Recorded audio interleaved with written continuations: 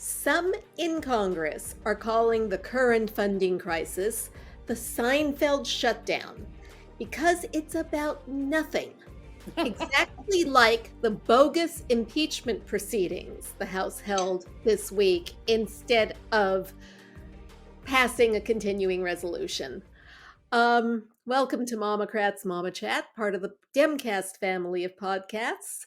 I'm Donna Schwartz Mills, and you can see Karoli and Aliza Worthington from crooksandliars.com. All of us are on video today. Yay! Yay! All back. I've got my Lock 'em Up t-shirt and my inmate plug. I have my Orioles shirt. And I'm just going for the classic fall cool look. Yay, Orioles. Sorry, I'm eating a sandwich too. It's lunchtime over here. It's lunchtime over here too. I know. I started late today. I know, it's weird. Okay. So, anyway, where shall we begin, ladies? Shall we begin with the total batshit craziness that is the House of Representatives? Oh, sure. Let's start there. There are several things happening in that batshit crazy House of Representatives. Yep. Yeah. So we start with the fact that our government is going to shut down in less than 24 hours, right? Is that right? Well, today's 29th. Today's 29th, so a little more than 24 hours. A little more than that. More than that. It's going to shut down. Why is it going to shut down? I mean, actually, the Senate kind of did their job already, and they passed a bipartisan continuing resolution to keep the government open while they finish hammering all this out. And why is it that we're shutting down? Because the House is batshit crazy.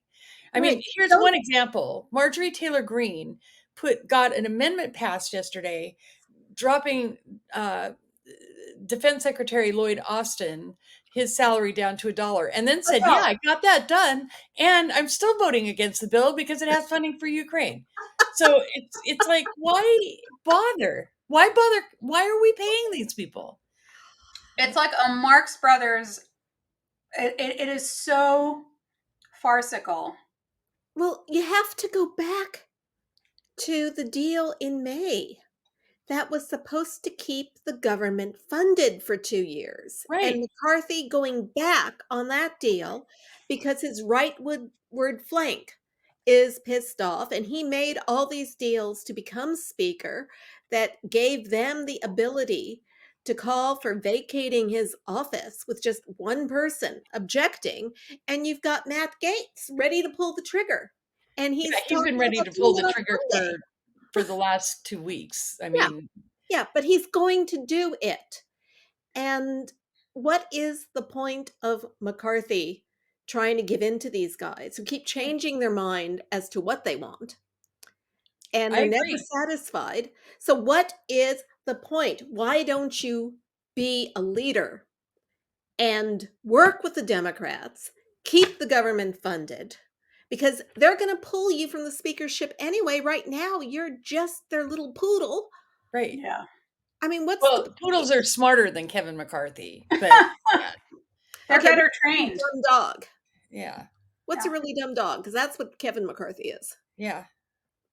I've never had a dog as dumb as Kevin even dumb dogs aren't that destructive. I don't know. Well, I mean, the thing is, I mean, if I were Kevin McCarthy and I were facing the situation that he's facing right now, and assuming that he had some foot in reality, I don't know that he does, but let's say that he did for a minute, right? I would be saying to myself, fuck these guys. I'm going to show them. I'm going to go to the Democrats and I'm going to get a continuing resolution that goes through the next midterm, right? In 2024. Right. And we're going to be done with this now. Yeah. And then they can play and do whatever they want with, with the speakership, but I'm going to do this because this is what's right for the country. That's what he should do. But he doesn't care about the country. No, he doesn't. No, and he doesn't have a backbone. He can't stand up to those people on his right. Yeah. Well, I wonder if so. I've been trying to think this through because I've been reading Cassidy Hutchinson's book too. So, I mean, Kevin McCarthy is part of that group, right? I mean, he's definitely not a mainstream Republican. He never has No, been. no. So, I mean, he may not be as extreme as Marjorie Taylor Greene or Matt Gaetz, but his sympathies are definitely in that direction. So, like if you read the book, he's one of the extremists back then. Huh. So, I don't know. I don't know, but if he wants to stay true to his oath of office, he will get a continuing resolution that goes through until the next election, and then let voters be the judge of how they did. Yeah. I don't think that's going to be Well, good. if they wanted voters to be able to have a say in things, they wouldn't be so fond of voter suppression. Well, Only right. white voters. Yeah. Lots of white They're okay with voters. white voters though. Yeah. White male, Yeah. Yeah. rich voters. Right. All of that. So I mean, the thing is, this government shutdown is going to be bad for everybody. I was telling Donna before we started that my son is waiting for his FAA clearance after he got his IFR rating. That you have to he had to resubmit all his medical stuff because he has medical issues and everything, which he did, and it's a real process. They asked him for one more thing in the end of August. So he submitted it the first week in September, and I'm sure it's going to be stuck in the shutdown. And the FAA is getting a double whammy because they have to be reauthorized in addition to being funded. So it's just a mess, and it's like and It's going to be why all would anybody? through the country, Right, that's one example. Right, exactly. There's all these other examples. So, for example, Social Security payments will not be stopped. But if you are applying for Social Security, There's that's a a Process. different issue, right? You Or if know you need help there. with your Medicare enrollment or something like that, that's a different issue. Yeah. And that's going to be a problem. And then there's going to be a backlog. And so all these things that people I don't think realize, or they do. I mean, I don't think government shutdowns are popular with anybody but extremists. Hi, cat butt. I'm so sorry. Oh, mine's down here too. She's They interested in enjoy my they sandwich. enjoy being here for this. Yeah, But they really do. yeah, no. The thing is that every time there has been one of these GOP shutdowns, the GOP has suffered afterwards. And you would think a smart political organization would learn from its mistakes. But You all think? these guys want to do, at least the ones that are the bomb throwers, is destroy things. They did not come to Washington to govern. They did not come to make things better. They came to tear things apart. And that And as is an example of that, can we just point to the Biden impeachment hearing? I mean, what a shit show that was, right? 7 hours of except bullshit. for our Democrats, especially our Gen Z Democrats on the Oversight Committee, were fantastic. They were. God bless the kids. Yes. They were Jasmine great. Crockett, I knew Oh my she was God. going to be a superstar. Yeah. Jared Jared Moskowitz. Moskowitz. Oh my God. Moskowitz. He's my new boyfriend. I'm just saying. Okay, If he's young enough to be yield. my son. You can have him. He is awesome. And the thing that's so great about him is he delivers everything with a sense of humor. I mean, he's funny about it. He But is so at the funny. same time, he's just like biting humor, like the kind that just so yeah, no, he was great. Yeah, AOC really was cuts great. like a I mean, knife.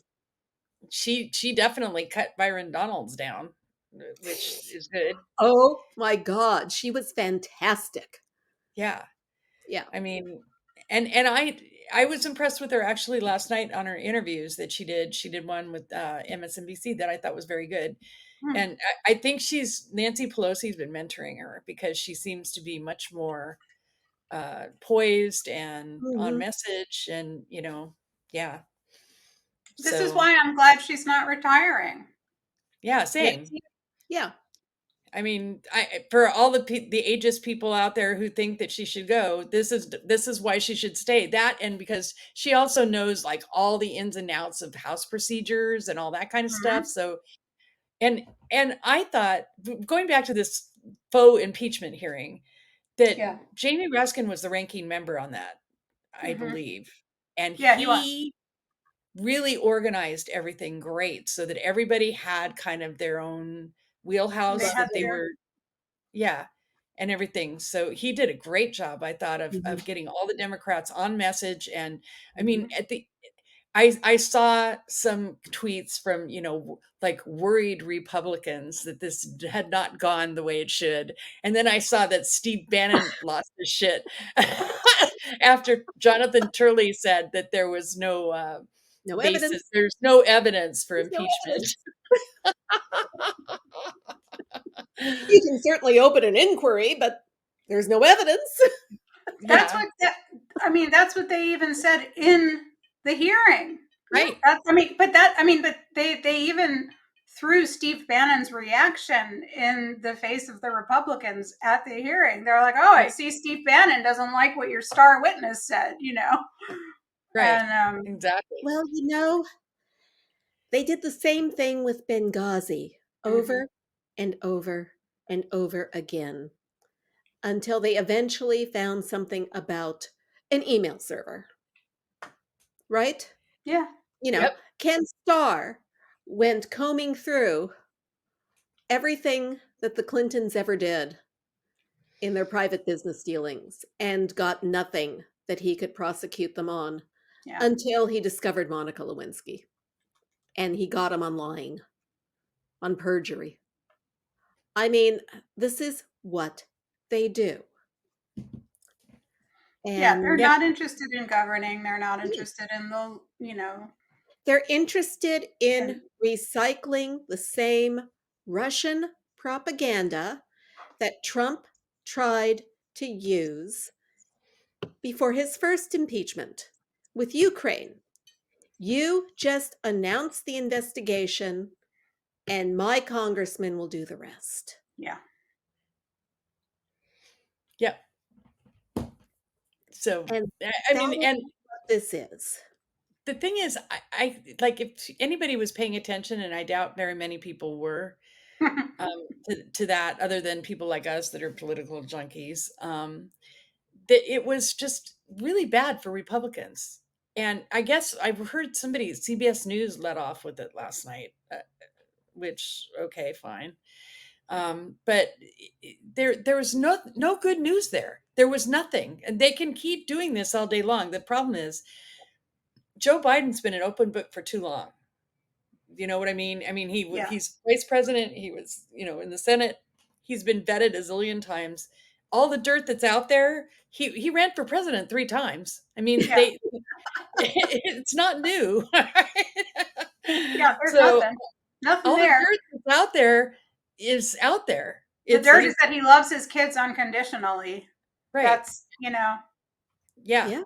As Jasmine Crockett said, we should all be so lucky to yeah. We have should Right. all be so lucky. Trump's love kids us should be so half as lucky. much as he Yeah, loves his son, yeah. Yeah.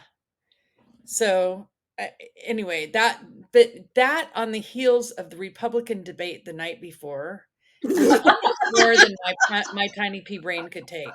I'm just saying. Yeah, right. We laugh. We laugh. We But laugh it's so that we still don't cry. terrifying. It is terrifying. Trump called for the execution of the chairman of the Joint Chief of Staff, because his loyalty was to the Constitution instead of to him. He called for revoking the licensing of the NBC network because MSNBC is mean to him. Um, we know he's got a blueprint for how he's going to get rid of all the career civil servants and replace them with loyalists. Right. We already expect that that's what's behind Tommy Tuberville's hold on the military. Mhm. The military did not do Trump's bidding. The next time, it's going to be full of oath keepers, Yeah. right? Yep. Right. Right? We're in Cowboys and a oath keepers. terrifying position. And,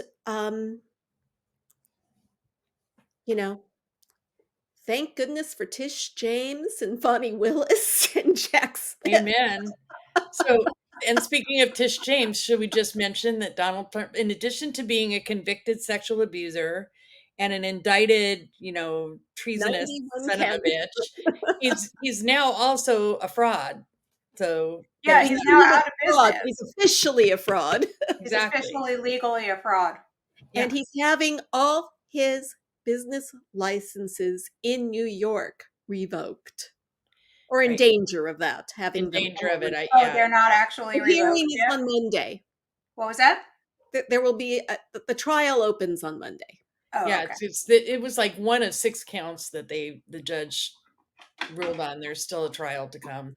Sorry, I also got news just now that I didn't get that. Could you try again? Oh, Siri, be quiet. Siri, I just got a ping that Jeffrey Clark was denied moving his trial to federal court. Just FYI. We knew that was going to happen. I mean, that's why Trump ended up withdrawing his request. So I think, I mean, and this is what I was writing right before we started this. Sidney Powell and Ken Chesebro are probably going to get plea deals of some kind. So, I mean, they're being offered plea deals, but that means they have to talk. Right. I would think being so. offered. Right. Have they accepted or? No, I don't think they've even been offered them yet. Oh, okay. It was in court. The assistant DA basically said they do expect to offer them, together some kind of offer, and we'll see. He told that the judge trial's supposed to start October 23rd or something. Yeah. Okay. Yeah. And they are Allison Gill of Mueller, She Wrote has been reporting on, how they're laying down the ground rules for voir dire and right now. Right. And she's funny. She's referring it to the trial of the cheese and the Kraken. So, yeah. Oh, that's great. Yeah. That's great. Oh, those are the things I miss about Twitter. I'm not on there very much anymore. So I just, go in like once a day to check some stuff and then that's it. And then I leave. But I really miss that kind of funny thing, Yeah. And you know what? For the WGA strike and the actors strike, there was so much of that strike content. And it really made me happy the last several days, especially as the writers got their deal. Yay, writers! Now actors. Yay, WGA. You'd like to think that would set a blueprint for actors too. It is. It is. The actors are meeting with AMPTP on Monday. Okay, good. And they are using that as a template. I mean, the actors have different issues. Right. But, the pay increases that the writers got in this deal are about 3 times more than the writers initially asked for. Oh, really? That's fabulous. Wow.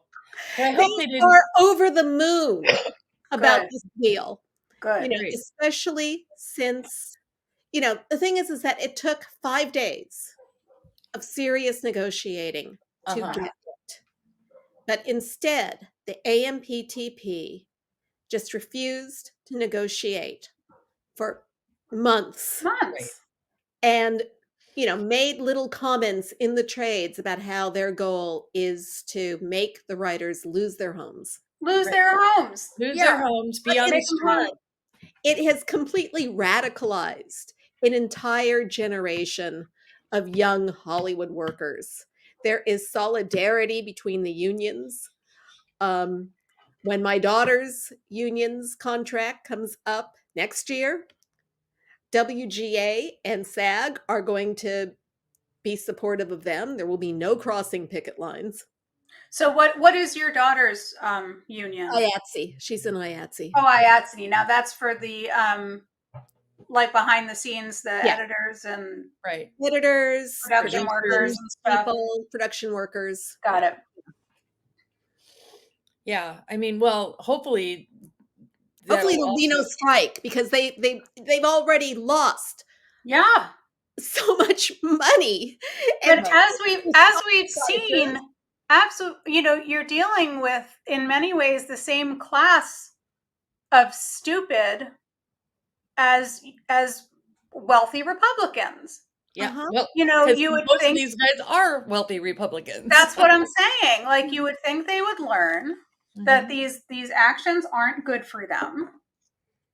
They end up the losers. They end up looking bad. They end up, But we're in a different world right now where labor is ascendant. Yeah, well, that's a good thing. Is low. But so is, I feel like, again, I'm going to draw the parallel with politics. I think that progressivism is ascendant. Yeah. If we can just get rid of the threat of the minority who would like to strong arm us into an authoritarian fascist regime. Yeah, well, in the House, they're not the minority, and that's the problem. We got to get, They're almost the minority, though. That's the thing. Yeah, they're very. It's this close, but but sadly they're not, and we can't. So they have the. Well, like I said, Kevin McCarthy could do the right thing for the country and just end this debate. It would only take 6 Republican votes, and you'd probably get all those New York guys to do that.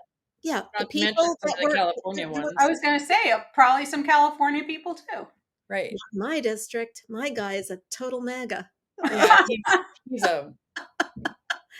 But he's a smooth talker. He pretends to be all centrist, and then he votes like a MAGA. He's awful. Who's your guy? Go. Mike Garcia.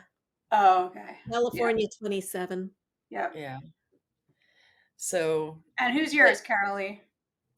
Who's your mine? Rep? Is Julia Brownlee. She's Dem. She's a Dem. Yeah, she's good. Yeah. Yeah, my rep is Kwasi Mfume. Now that Elijah Cummings, is no longer around. So going back to the debate, yes, the debates, the fun debates. The takeaway from that debate was that none of those clowns are qualified for any higher office, not any higher office, much less the highest office in the land. I mean, I've never seen such a complete waste of time.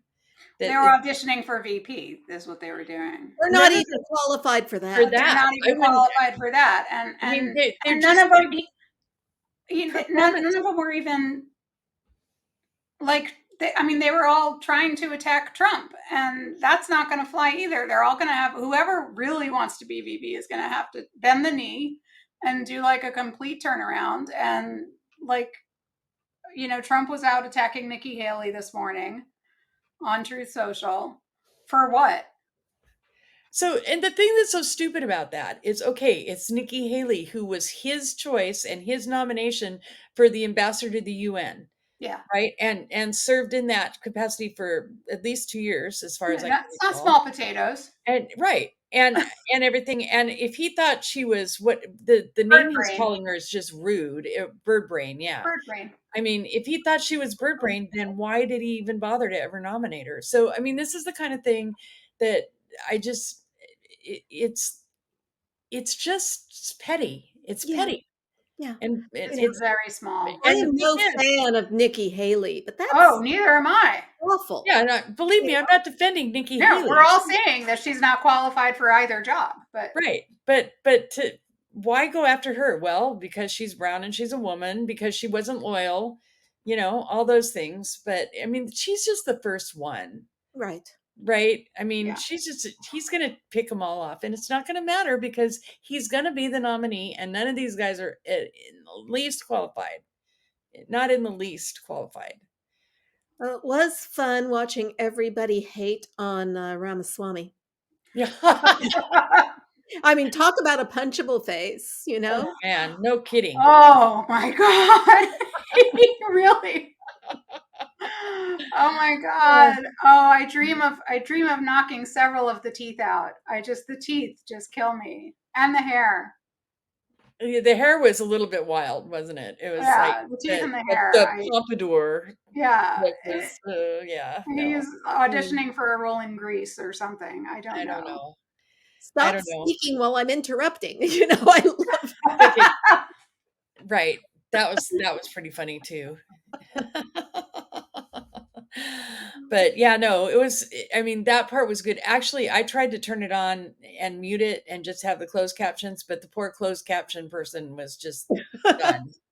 Right. Oh, how do you close caption? Yeah, they an event like couldn't do that? It could not be done. And I mean, even AI closed captioning couldn't pick it up. No. I have an AI closed, It's a you know, like free-for-all. that'll go back and generate captions, and it couldn't do it either. Yeah. So yeah, like you have to be able to, like, it's impossible. That's not The doable. winner of the Republican debate was Gavin Newsom in the spin room. Oh yeah. I was going to say either Gavin Newsom or Joe Biden. Joe Biden won the Republican debate, you know, like. Yeah, that happened too. But Gavin Newsom definitely was great in the spin room. He was awesome with Hannity. Yes. I mean, he just put Hannity right back in his chair. You go sit over there. I'm going to talk like a big person now, okay? And yes, he was great, and he was great on MSNBC too, and everything. So that's my governor. Yay. Yeah, you guys have a good governor. Yeah, we do. We don't agree with everything that he does, but no politician, I'm not going to be 100% with anybody. So that's true. Same. Yeah. You know. So, although I will say that my colleague Fran will fight me over this because she thinks JB Prisker is pretty perfect. He's pretty amazing. He's good. He's really good. He's good. Of course, they're both rich guys. So what am I talking about? Yeah, I mean, most governors are pretty well off. Yeah, because it is, you know, it's hard for a working class person to get to higher office. Joe Biden might be the last one, you know? Yeah, for real. Well, and so, and speaking of that, we kind of left the union discussion without noting the fact that Joe Biden went to the picket line and walked with the workers on the picket line. Yeah. I mean, that's never happened before. Right? Yeah. I remember there was a strike when Obama was president. I don't remember even what it was. It might have been UAW even. And a lot of people were urging him to go and he wouldn't do it.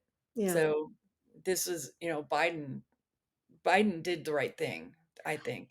Biden has a lot of freedom that Obama didn't. No, that's true. I'm not criticizing Obama. No. I didn't think you were. I didn't. I'm just making a note of that. You know, there's, and I also think there are ways in which Obama, you know, might have like legitimately, just innately been a more, sort of a more reserved politician. He's just more reserved politically, I think. Well, he was raised by a banker. I mean, that's part of it. I say that with no criticism. It's just we're just noting their styles, you know. Right. At the same time, there are things that an old white guy has the freedom to do. Exactly. That the first African American president could not do. And actually, Joe Biden did go to the picket lines when he was VP. Mm-hmm. So So this is much more in line with Biden's, you know, with his core personality and, you know, just who he is. It just makes sense. And it's the first time in history that a president of the United States has walked with the workers on a picket line. This is pretty amazing. Yep. And yet UAW is reserving its endorsement. They don't like his stance on electric cars.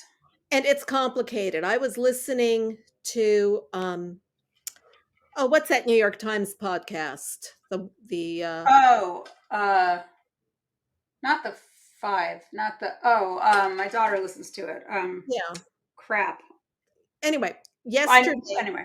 yesterday they were focused on this issue and how complex it is for Biden to simultaneously be advocating for the move to electric vehicles while also trying to promote good union jobs.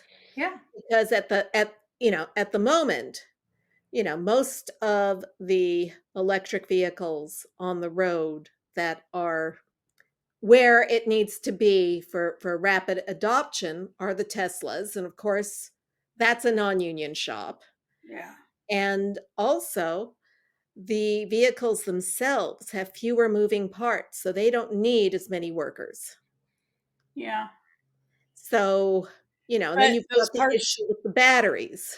Right. And I think that that's where Biden is focusing. He's basically saying that the battery manufacturers should be here in the US and that auto workers should be a part of that. Right. And that's why the incentives, the tax incentives are very focused on a certain percentage of the components being assembled here in the US. Right. That was part of the reason.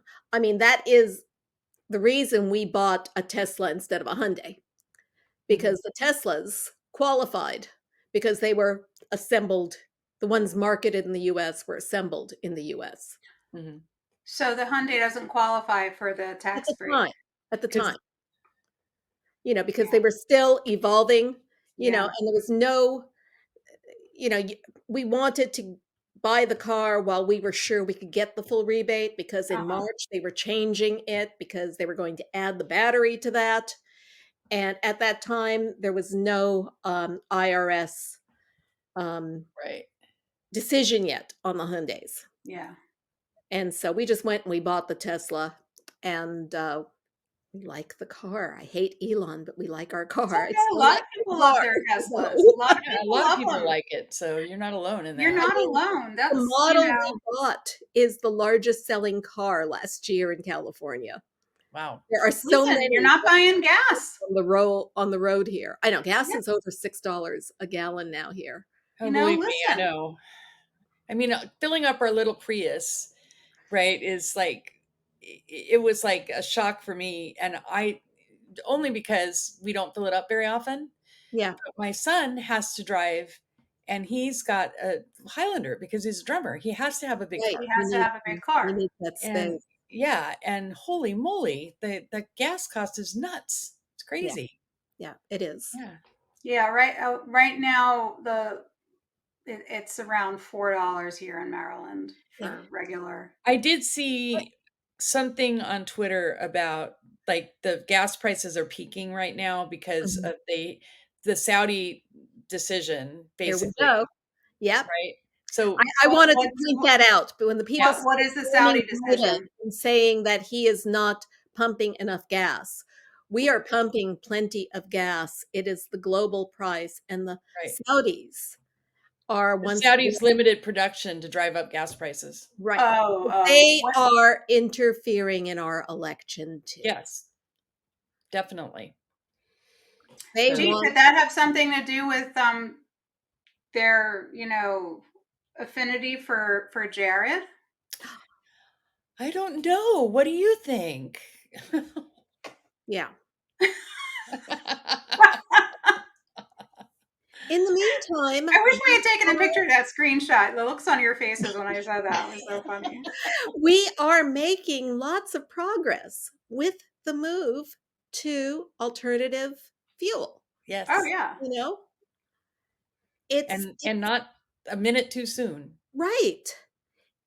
And we need to stay the course. And I'm just terrified of what's going to happen. I am so tired of the coverage of Joe Biden's age. Oh, God. I mean, what was it the other day where Trump is calling to assassinate General Milley, to execute General Milley? And Axios is focused on Biden's tennis shoes. I wrote a rant about Axios is trash. I wrote a big shared your piece. I shared your piece, Karoli, everywhere. Good. Yeah. Thank you. I shared it in groups. I shared it in 3 different groups on Facebook. I shared it. I think I shared it on Twitter. I shared it everywhere. It was such a good piece. Thank you. That Axios focused on them. And he wearing tennis shoes, and then made it sound like the thing that made me the maddest was, and this is what triggered me writing about it, was that Alex Thompson, who wrote the article, quoted the doctor, the White House doctor, is saying that he was doing these exercises, and he used a specific term, which I'm not going to go look up, but you can look at my piece and you see it. And if you do and then in the next bullet point, because Axios only writes in bullet points, right? the Because next people have bullet no point attention is that, span. well, a USC doctor such and such doesn't know what that term means. Kinesiologist says he doesn't know what it means. So if you do a regular Google search on that term, it comes right up on healthline.com, and it explains exactly what it is, and it's just another term for kinesiology. That's all. Google is 25 years and 2 days old, people. Like, you can't use it? You don't know how to Google yet? Yeah, I mean, this Like you wasn't said, hard. Axios It took is me trash. literally 10 seconds to find that term. Yeah. That's not lazy. That's intentionally being It's trying intentionally to be. ignorant. Yeah. And the exercises, by the way, are just the same things we all should be doing, right? Yeah, to keep your Knowing where balance your so you don't body is in fall when you're 80. relationship to other things. And does anybody recall the difficulty Donald Trump had walking down a ramp? Right? In the slick shoes that he complained, were slick in the rain. Well, if he'd been wearing tennis shoes, he wouldn't have to worry about that, would he? And let's not I'd forget love to see Donald Trump on many- a bike. This guy, I mean, Biden bikes all the time. he bikes, he exercises, he's slim, he's healthy, and let he's us not proactive. forget how many other presidents have fallen down those stairs getting off of Air Force One. Jerry Ford was famous for that. Yes. Right? Yeah. Oh yeah. I mean, he got a Saturday Night Live gig. Yeah. I mean, for God's sakes, John F. Kennedy had debilitating back problems. To what degree? Which we didn't know about. Yeah, which we didn't know about, but I mean, he did. Yeah. But I mean, that's what makes this whole thing so stupid, right? Yeah. Is that, and when they do this, they fail to note that Trump is only 3 years younger than Biden. I mean, he's no spring chicken. And in much worse, he's overweight. Never walks. He's in his damn golf cart everywhere. Right.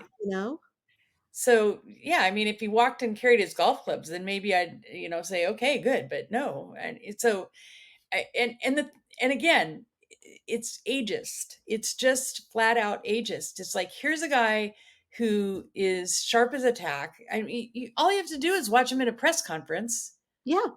Right? I mean, he's sharp as a tack. He knows what he's doing. And they're just working really hard because they know the other guy's a fascist, so they got to do something to make Biden look bad. Yeah. It's the biggest false equivalency I've ever seen, ever. Yeah. It's just infuriating. And the thing is that the selective editing, the trope that was set by the right wing that they've all run with, it is all pervasive. So then they regurgitate it in the polls, and the polls are all, I'm so concerned about the age. This is the biggest thing I'm concerned about. Yeah. And you hear it over and over and over again. I wonder if they were covering all the many successes of this administration, if these poll numbers would be different. I mean, oh my God, have you guys been looking at the footage of Kamala Harris's college tour? Yes. And students that are out there just excited to see her. I mean, she's being greeted with marching bands. Mm-hmm. I mean, and it is, the kids go crazy. And the thing is that what you see in reports on mainstream news outlets are that young people are concerned about Joe Biden's age. And that is just everything I see defies that. everything I see, when I see young people just, when he goes to schools, I want to get back to Kamala Harris and her, astounding popularity, which, is also completely misreported, in the news. I don't know what, it's as close to outright lying, journalistic malpractice as it can get, as far as I'm concerned. But when you see, when Biden gets around kids, they go nuts. And it is just, and every, when these kids, when there was this great TikTok of somebody that went on the UAW picket line, and they were like, Biden or Trump, and everybody, every age, including very, very young women, were like, oh, Biden in a heartbeat. And they were like, they love him. And I don't know where the media is getting this, getting this notion that young people don't like old people, and that young people don't like Biden because he's old. That's bullshit. That is bullshit. Yeah, no, it is. And I will note that I talked about this last week, but I'm going to talk about it again. What's happening now is some of those student loans are starting to be forgiven. There was the big one with the University of Phoenix, but also this new SAVE plan that they have for public service. So if you're a librarian or a teacher or a doctor, or somebody that works for a city, whatever, you can get your loan payments reduced, and at a lot, and by a lot, and after 120 payments, you can get them forgiven. And I've seen stories about people like having $85,000 forgiven, having $100,000 forgiven. I mean, just really, and these are people that are not going to turn around and vote for Trump. I have to go get my laptop charger, you guys. You talk amongst yourselves. I'll be right back. No. Okay, we could talk about Jew stuff. Well, actually, I'm going to talk about, it's a kind of a tangent. Last weekend I was in Austin for my nephew's and niece's baby shower. And all of the kids in the family stayed at their house while us old people stayed in Airbnb. But at the airport, one of the my sister's oldest, these are millennials, was talking about some of the discussions that they were having in the house. Yeah. And I know that my nephew, who lives in Texas, has a libertarian bent, and and that his wife would not get the COVID vaccine. His wife wouldn't? Yeah. Okay. So I knew about all of that, but it turns out he is leaning towards voting for RFK Jr. And all the girls, my daughter and her two girl cousins, Alex's sisters, were all over him and saying, "Oh my God, you can't do it. That's an op." And I was so happy about that. But then my niece says, "I know Joe Biden is creepy, but he's the best choice." And it was like, all of us old people are like, "No, he's not creepy." But well, we've seen all this video, the way he touches young people, goes, no, he's old school, things that don't seem appropriate now are benign. This is benign, and it's, there is that perception too, and that exists. And, the three of us are in our bubble. Oh, that's Fox News doing that stuff too. Come on. But these are not Fox News. No, she was talking about her nieces and nephews. You don't think they get influenced by other? Nieces don't. I mean, they're in Texas, right? These are the ones in Texas? This is my niece who lives in California. Oh, okay. He said that he was creepy. Well, and she is not a Fox News watcher. Well, okay, good. I'm glad she's not a Fox News watcher. She's liberal. She's liberal. It's her brother who is the libertarian who lives in Texas. Austin, though, so that's good. You know, the neighbors across the street for them have a BLM sign. It's like, okay, you're okay. I feel like you're okay in Austin. It's okay.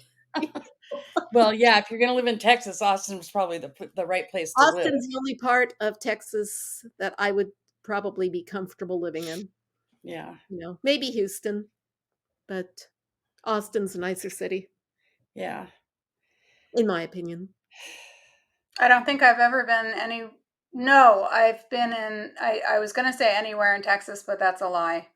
I've been to, is it Brownsville, or that's the southernmost border right by Mexico? Was there for a wedding once when I was very, very, very, very pregnant with my second child. What a place to go when you're very, very pregnant with your second child. With a toddler, with a 2-year-old toddler. Fun times. Yeah, big fun. Anyway. So, should we talk about Dianne Feinstein? Yeah. Rest in peace. Yeah. So, there's been, I mean, she passed away today, I guess yesterday, right? Last night. Last night. Oh, I heard something about her daughter coming out to see her and not getting there in time. So that's kind of sad. That is sad. Yeah. But she cast a vote yesterday to keep the government open. And then you said she had dinner with Jane Harmon? I overheard an interview with Jane Harmon on one of the shows this morning, and Jane Harmon said he saw her last night, so that they like had dinner. Was this in California or DC? I think DC, because because she was just there, wasn't she? She was there last night. She was there yesterday casting votes. So. Yeah. So was it I've a been hard surprise on her for the last, 3 years or so, because I've been frustrated about the fact that her health basically was keeping her from being as representative of California as I wanted her to be. But with that aside, there's no question that Dianne Feinstein is a giant in this state and always will be. Yeah.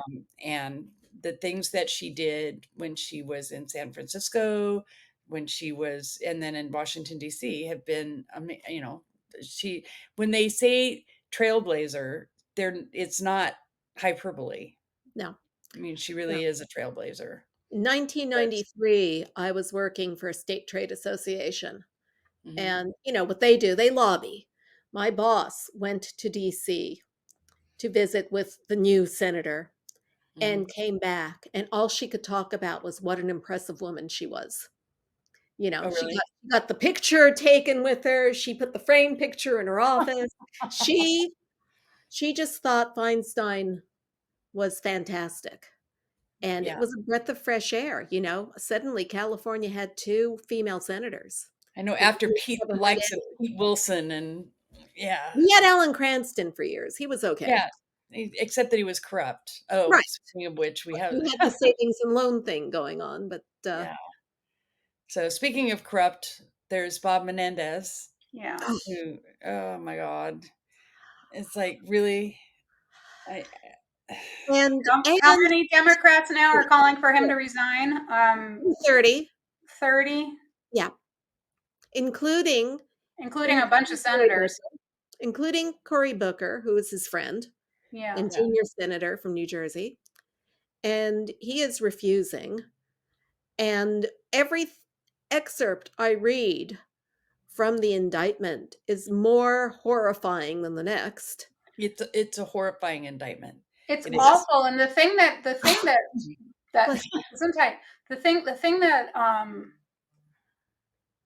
that turned my stomach. I mean, the corruption is one thing, but there's apparently a connection to Jamal Khashoggi's murder.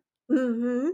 And that, for some reason, that just twists my insides more than any of the corruption. The intelligence breach.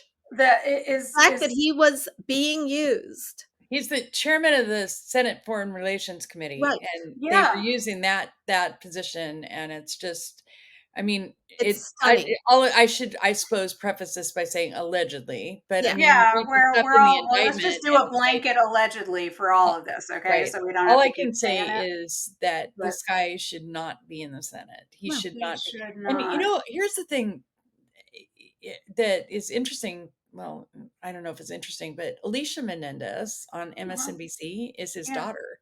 Yeah. I did not know that. Did you know? Yeah. And she did not know that. She is great at what she does. And it really bothers me that so because of this, she's basically been put on the back burner. Yeah. Because she can't report on it. She can't. That's a total conflict of interest. Yeah. Which is too bad because she's really good. Yeah, but that's she will be with the network. She can't not have that part of the news right now, you know. So she's got to. No, she can't. No, it's just. I mean, that's what happens if you're, if you're a journalist and your dad's a politician. Yeah. Well, I mean, it's just right. Exactly. It's part of the thing that happens. That's a risk. Yeah. So that is a really. Meanwhile, such thin margins that you don't want to lose anybody. But Gavin Newsom will appoint somebody to replace Dianne Feinstein, right? And hopefully, Mitch will allow a replacement on judiciary. It's not up to him. The Senate rules are different when you have a death.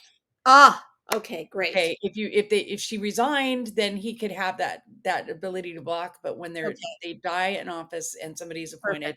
You can't block that. So, meaning that her replacement will automatically be on judiciary? I don't know if the replacement goes on the committees or it gives Chuck Schumer the opportunity to replace her. He'll appoint on the committee. A replacement. Okay, but it's not up to Mitch McConnell. No. That's a relief, Karoli. That's a relief.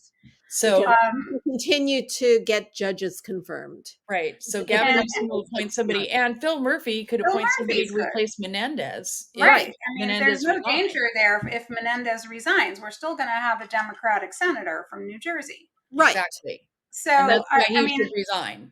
Right. He's just refusing to resign because he doesn't want the grift to end. I don't know. I don't know if it's that or it's his ego, or he doesn't want to, to broadcast. He doesn't want to give the impression that he's guilty. Yeah. I think you could resign without giving that impression. Yeah. I think the way you do it without Al Franken did it. I'm innocent, but I need all of my time to fight these charges. And I can't devote the kind of time that I need to being a senator right now, so I resign. That's right. This is going to distract from my work in the Senate. I can't be a good senator while I am, And that's the truth. He can't. No, he can't. And he's ineffective, and he's not representing the people of New Jersey the way that he should be. And it's really important, in my opinion, that he resign. I don't know how much more pressure it's going to take from, where are the rest of the senators on this? Why are they not? The Republican senators don't think he should resign. They want him to stay in office because they think that gives him a better chance of winning in New Jersey. Right. So Republican senators aren't going to sign on to it. But where are the rest of the Democrats? There's still another 20 that haven't said anything.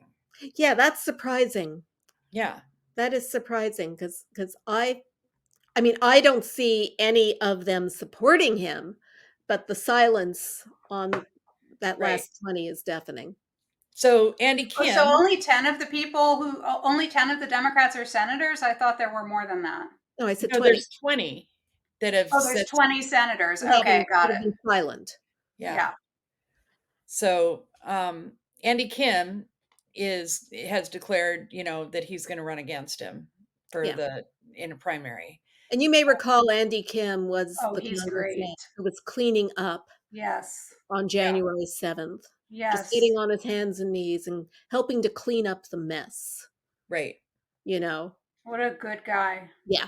Yeah.